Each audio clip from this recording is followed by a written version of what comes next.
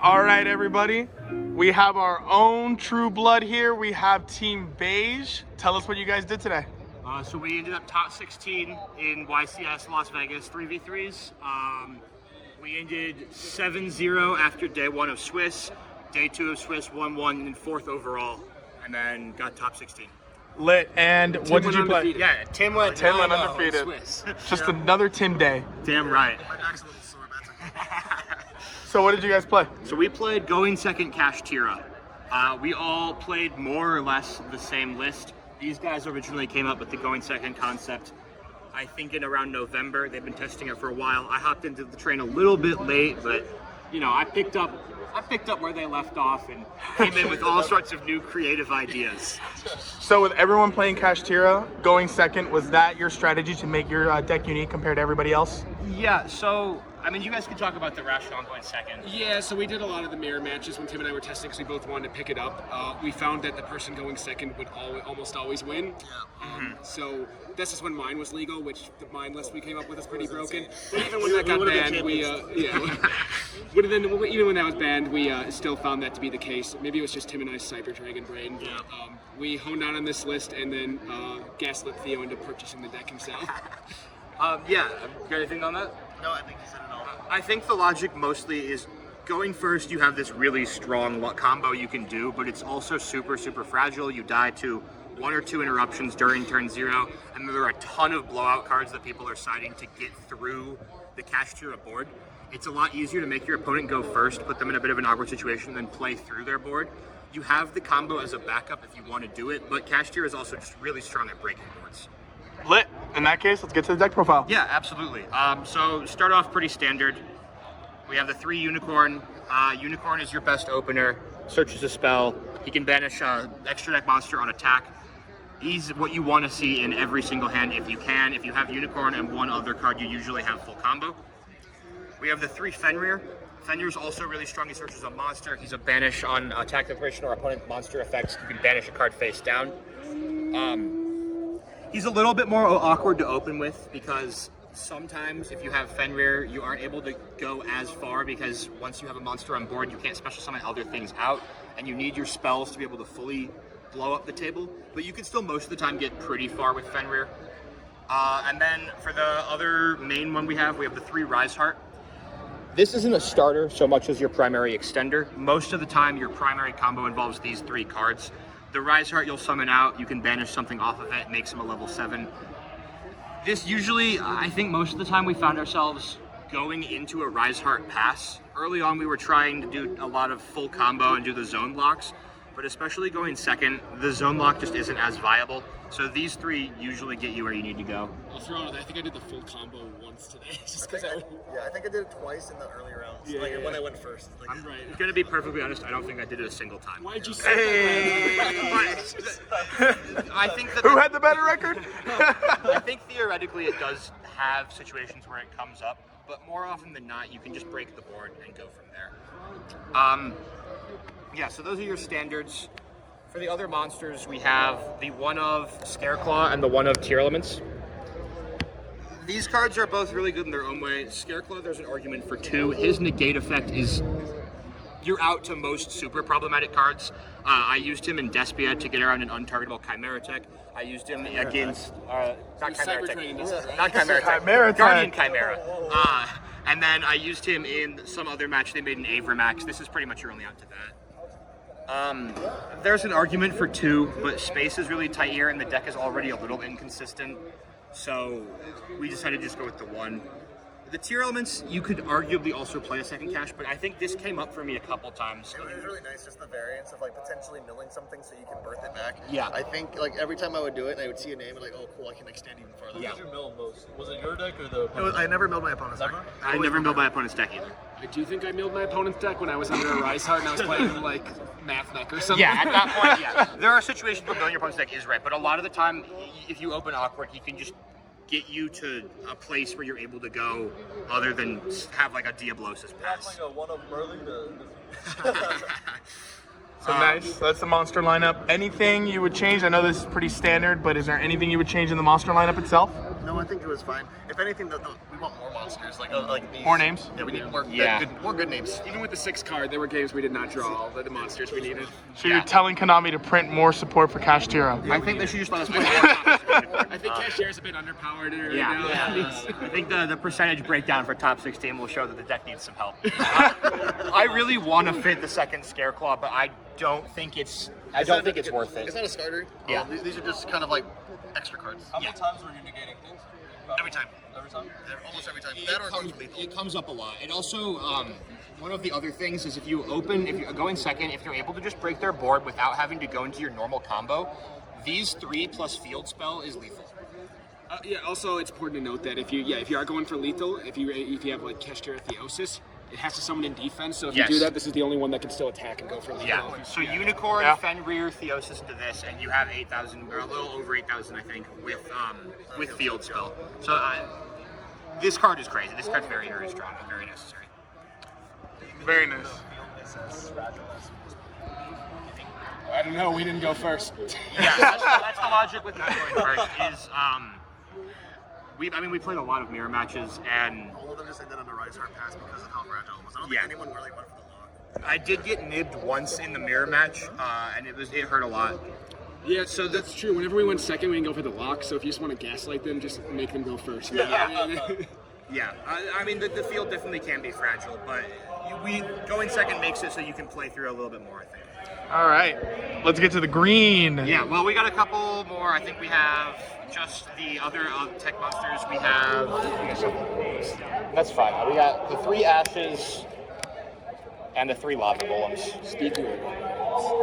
Speed duel.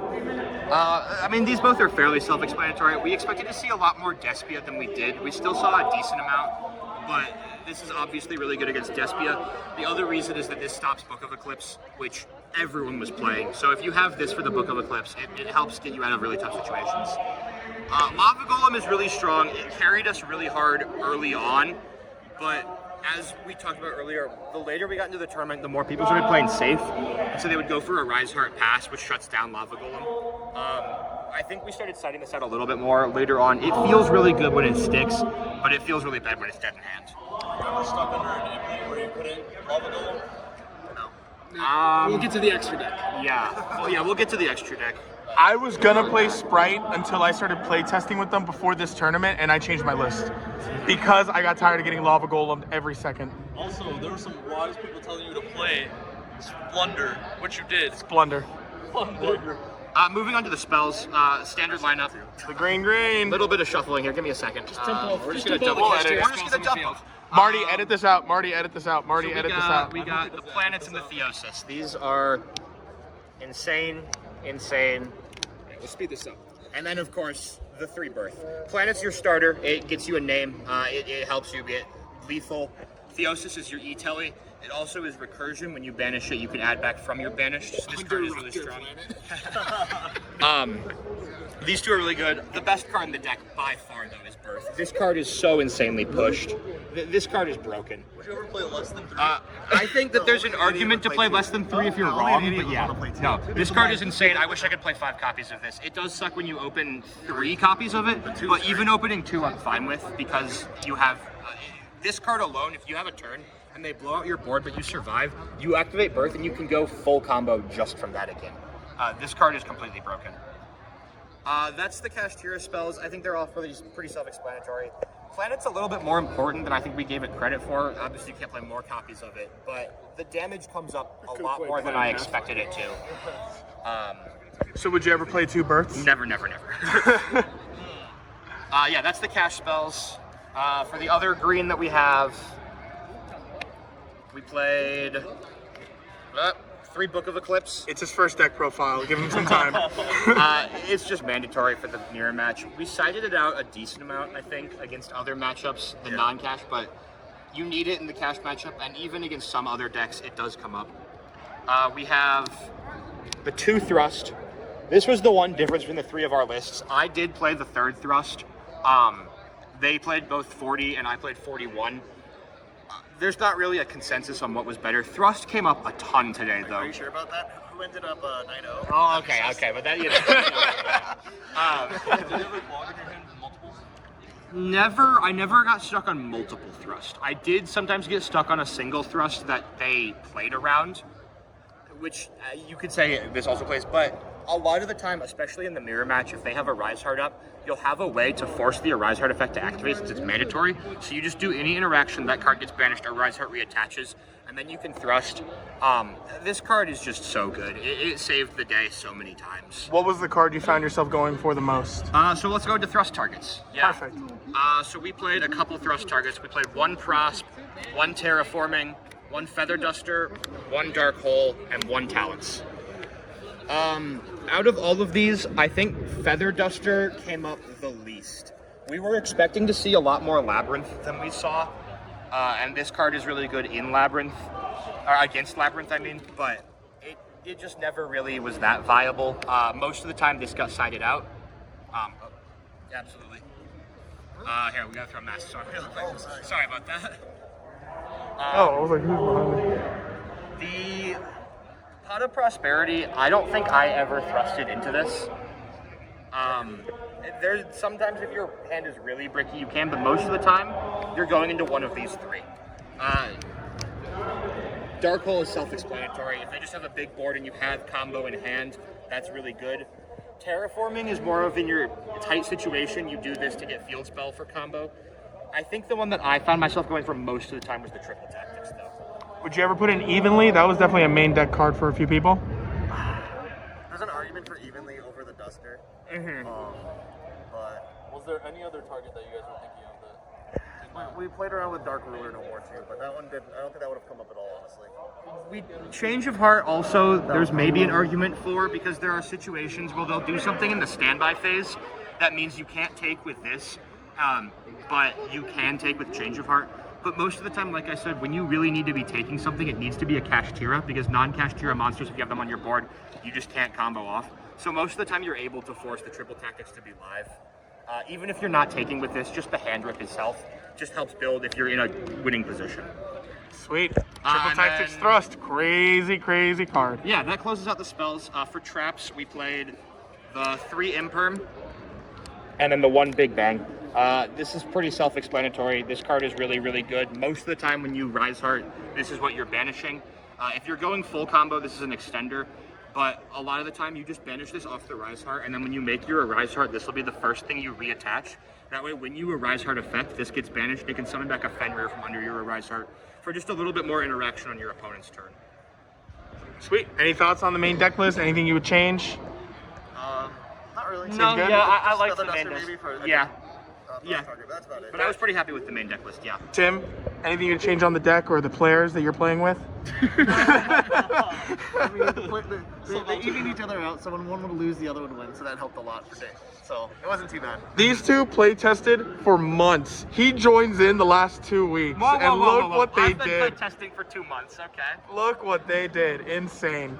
All right, extra yeah, deck. so that's the main deck. Extra deck is going to be pretty standard. Obviously, the 2 Rise Heart.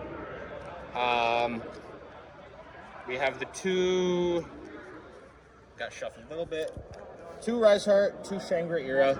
This is just the standard cash extra deck cards you need. Care about that. This card comes up. Might be worth playing one, so they just go for it. It's the Ablosis. Yeah.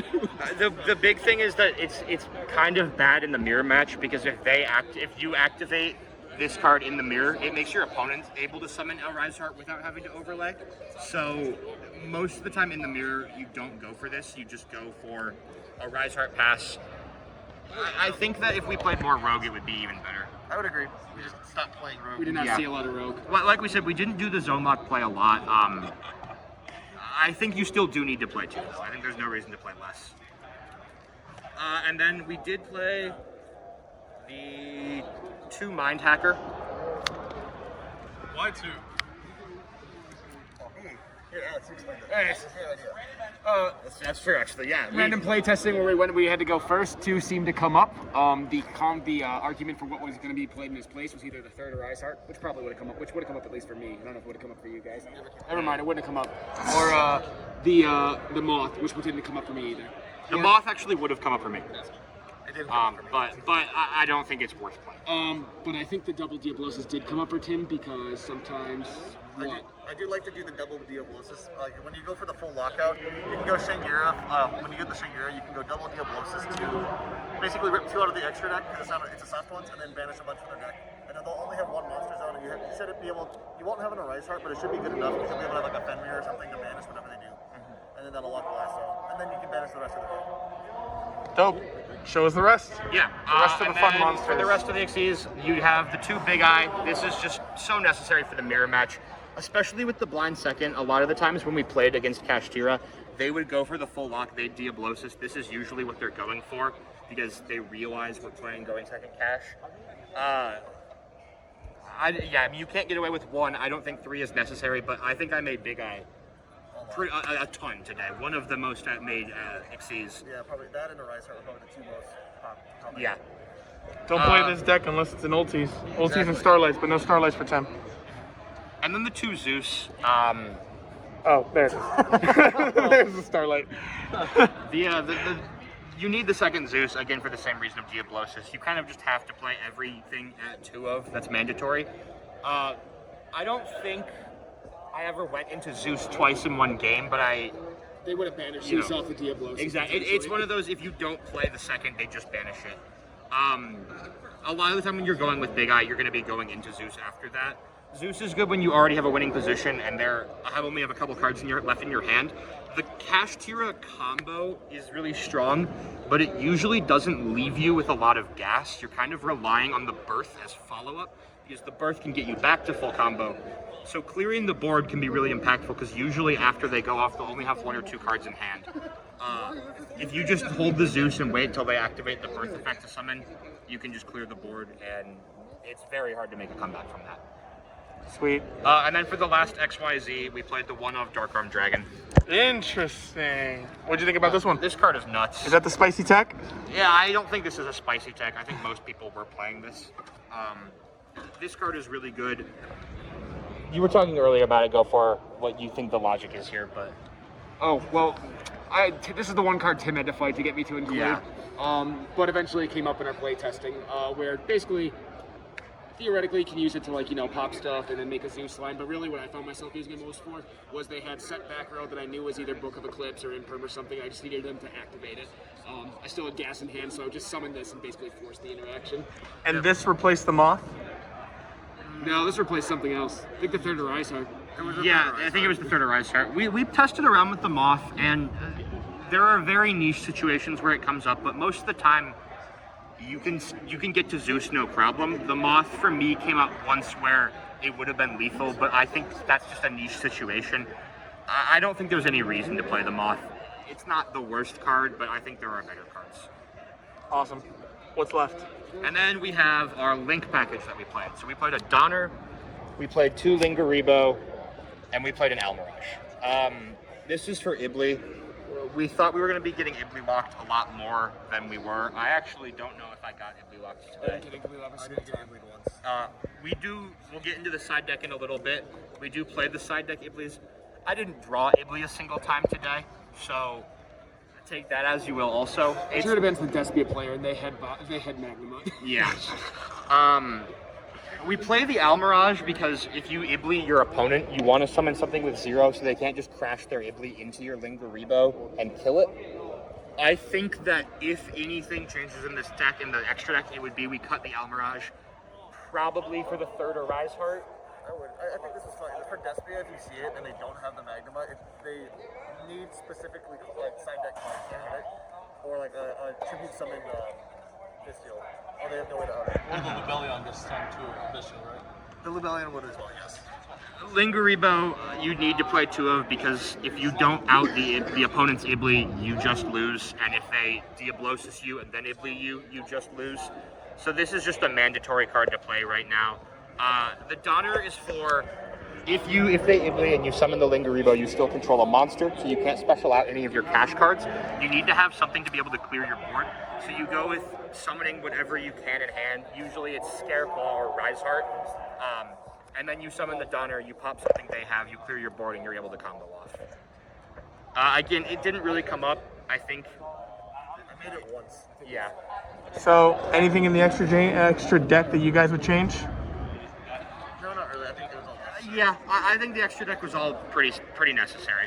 Let's flex the sleeves a little bit. Let's see the sleeves that we got for them. Absolutely. The team beige sleeves to match the shirt. We've got the sleeves designed by our very own Coach Amar. And Marissa and Tim. And Marissa and Tim. Shout outs to them. They're the merch team. Yeah, we got our own merch team. Hell yeah. Yeah, moving on to the side deck. So we sided the D-shifters. This card obviously was just a very impactful card last format, but there are so many decks this format that it either doesn't hurt at all or it's more of an inconvenience to them than anything. We had it in the main originally, but we moved it to the side, and I sided it in a couple Moved to the times. side way before you jumped on the game. That's not true. No, it's not. They're gaslighting me. I don't know. I sided it in a couple times, but It's because he didn't start testing to us till after Terry got banned, so it wasn't. Yes, it wasn't. no. This is all bogus. None of this is true. Yeah, I mean, I don't know. It's obviously a good card, but in the cash matchup, it's dead. In some of the other matchups we played, it's just not as game-defining as you want it to be. We weren't VIPs though. We were expecting playing Rogue. Yeah. We played the 3 evenly matched. It's just a great blowout card. We didn't main deck it. You maybe can, but a lot of the times... Kashtira likes their battle phase. Yeah, the battle phase is very valuable. It's a going second like deck. We want to kill them. So this is more if we know they're going to be doing a big board, you just put this in if it outweighs the benefit. But there were also times where I would draw this card and I wouldn't activate it because I felt like I had enough that it made it not worth skipping my battle phase. Also, sometimes you only side one of this in because you can search it off of thrust. I think in a lot of the mirror matches, I would just side the one in. Yeah. And that's where the third thrust comes in. We had the 3 Iblies. This card is really good when it comes up, and it never came up for me. We very rarely went first, so we Yeah. very rarely ever made it. And it's not necessarily for the Ibli lock. It's more to play through Nibiru, Evenly, or Imperm. Ibli lock can be really strong against some decks, but pretty much everyone that can play the out does play the out. We very rarely found it worth going first just to play this card. Would you guys trade this for anything else, like maybe Lance? That was I don't know. It's good against Despia. It was good against. It was really. It's like an FTK against Despia almost. The only there's another card we would maybe cut for like econs. Yeah. That's something we would want. Yeah. Yeah. It's crazy. We have the 3 Bell. So we expected to see a lot of Despia. We still saw a bit. This card can be really good against Despia. It came up for me quite a few times. You can hit Branded in Red. You can hit Lubellion. I played against Despia Tier Element, so I was able to hit their Sheeran when they were comboing off. I think I probably would have lost if I didn't have it. I think that's about it, all that's said in there. Yeah, definitely a deck you have to respect Yeah. now. Comes up, it's nice. Yeah, there's some Rogue that you can side it in against, but mostly it's just good against Despia. And then, debating between that and Warner, correct? yeah. When we landed? Yeah. This one's slightly better against Despia. Mourner's good too. Warner was good in the other matchups. Not as good as It's not as good at Despia. Especially because they're playing Lost again. That Warner would be dead more often than not. So, and we thought we would struggle a little bit more against Despia. So that's why we put this in. Yeah, and then for the last 3 cards, we First have... introduce our mascot. Oh, yeah. The mascot of the day is Pankratops. He's an honorary Kashtira card. Whatever deck this is. He's a 7, so you can normal summon him off of Birth. He is a way to get rid of Floodgates. This card is just great. It's Pank. I'll admit he often acted as a glorified MST for me, but that was enough half the time. That's all we need him for. Yep. I think it did come up for Tim where one time... It won me a match. I got anti-spelled in game 3 with my hand of 5 spells. And he was my 6th card, so I was able to summon him, pop the anti-spell. He had an Arise Heart, anti-spell pass essentially. So it outed the anti-spell, and then with the 5 spells, because it triggered the thing, I was able to thrust, take his Arise Heart, and then go off multi-game. And win the game. Yep. And then last 2 cards are the 2 Lancias. If there's any card that gets cut in this deck, it's probably these 2. It is decent in the mirror match. It shuts down Riseheart, so it makes their Born a little awkward. It keeps them as a 4. It makes it so they can't extend as much. But I think there are better cards to play. We didn't know how much Kashtira we expected to play against here. We thought there would be a little bit less. I think, as you said earlier, this should probably be Econ. Yeah, I'll take the L for that one. I pilled him on going second cash, but then I pilled him off Econ by playing him with decks that were not Kashtira, because he steals something from that board, Econ's dead. Yeah. Yeah, we played a lot of Kashtira, so Yeah. it probably would have been good to have Econ, which was very helpful in that matchup. Yeah, definitely. I think the things that hurt the most in the Kashtira mirrors were getting Econ or the Lances. Lances, yeah. I'm not sure if I would want to put in the Lances, but there definitely were situations where opponents' Lances protected, namely a Riseheart. A Riseheart pass without Lance is not nearly as good as it is with, because you can, I would Dark Hole, they would, whatever, they would. So the Lance comes up. I don't know how we would fit it, is the only thing. Yeah, Yeah. Well, boys, you can decide that in the next tournament. All of us here at Team Beige. Is that top 16 Theo? Please sign my ball. Let's start my turn. Sign the damn card. Please, please. Don't actually do it. I'm not Don't gonna do it. sign This is it. just a skit. This is a skit. I wasn't. Yeah. Yeah. Well, boys, again, we are all really proud of you, Team Beige, for pulling through. We're happy with the results. We're happy with you guys. Any shout outs, anything you want to say before we head off? Just shout out Team Beige, shout out everyone who couldn't make it, shout out the people that were here that helped us out. Thanks for all the support. And let's go to Vegas. Let's go to Vegas. Well, let's go to the city now.